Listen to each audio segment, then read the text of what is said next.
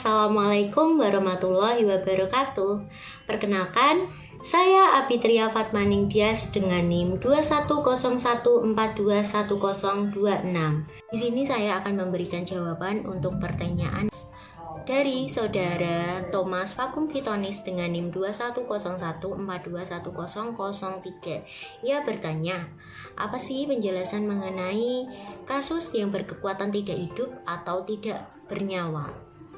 Jawabannya yakni kasus yang berkekuatan tidak hidup atau tidak bernyawa itu juga disebut sebagai objek yang secara kausal terlibat di dalam tindakan atau keadaan yang diperkenalkan oleh verba.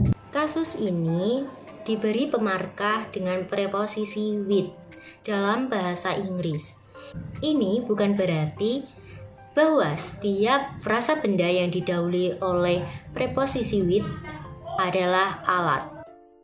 Saya Iza Safira Amalia dengan NIM 2101421031 akan menjawab pertanyaan dari Keisha dan Tina Tasya dengan NIM 2101421034. Pertanyaannya adalah, mengapa contoh kalimat dari konsep tata bahasa kasus dalam video terlampir menggunakan contoh dalam bahasa Inggris?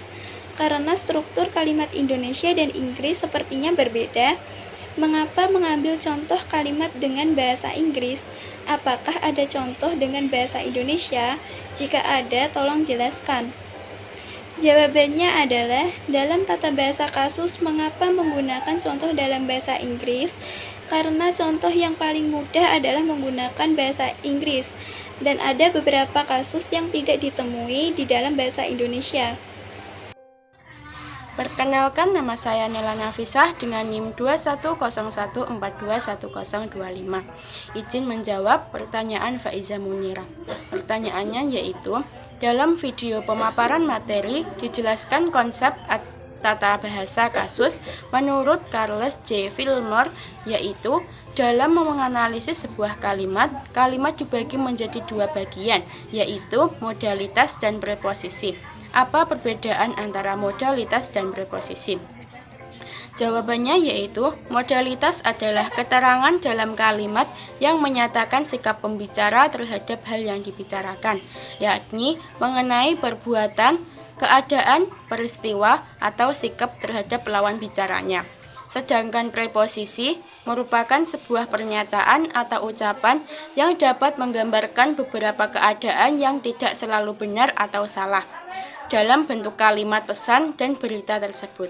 Jadi, perbedaan keduanya adalah jika preposisi menunjukkan isi peristiwa dalam kalimat, sedangkan modalitas adalah unsur yang mengungkapkan sikap pembicara yang terdapat di luar preposisi.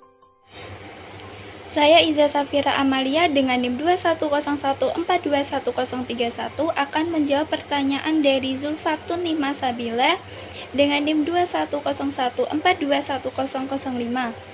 Izin bertanya, di dalam video dijelaskan pada bagian modalitas terbagi menjadi 4 bagian, yaitu negasi, kala, aspek, dan adverbia. Lalu pertanyaan saya, apa perbedaan dari 4 bagian tersebut?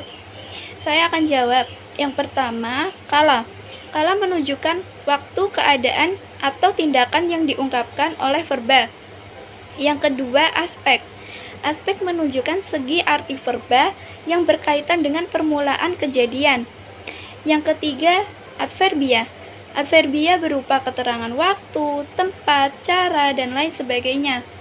Yang keempat, negasi. Menurut KBBI adalah penyangkalan atau peniadaan.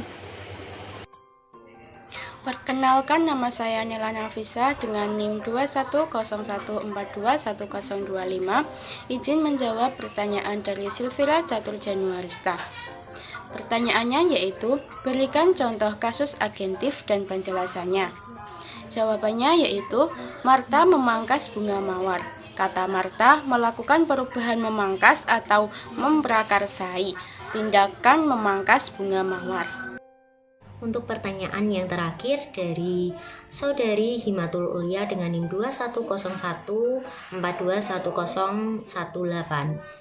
Ia bertanya mengenai penjelasan kasus experience secara rinci. Kasus eksperien merupakan kasus yang mengalami berbeda dengan kasus pelaku, walaupun verba yang ada di dalam predikat adalah verba yang sama. Bandingkan kalimat berikut. Budi mendengar suara aneh, berbeda dengan Budi mendengar radio. Ia memiliki perbedaan kasus. Kata Budi yang pertama mempunyai kasus mengalami, sedangkan kata Budi yang kedua mempunyai kasus pelaku mendengar radio. Ojo dadi uwong sing rumangsa bisa lan rumangsa pinter, nanging dadi uwong sing bisa lan pinter rumangsa. Hal itu berarti jangan jadi orang yang merasa bisa dan merasa pandai atau pintar, namun jadilah orang yang bisa dan pandai merasakan sesuatu hal. Berkaitan dengan hal itu, kami selaku kelompok 8 tentu saja ketika dalam menyampaikan materi atau menyampaikan jawaban masih terdapat kesalahan kata ataupun sikap dalam memberikan jawabannya. Untuk itu kami mohon maaf yang sebesar-besarnya. Malam-malam Pak Akum naik motor terjatuh. Wassalamualaikum warahmatullahi wabarakatuh.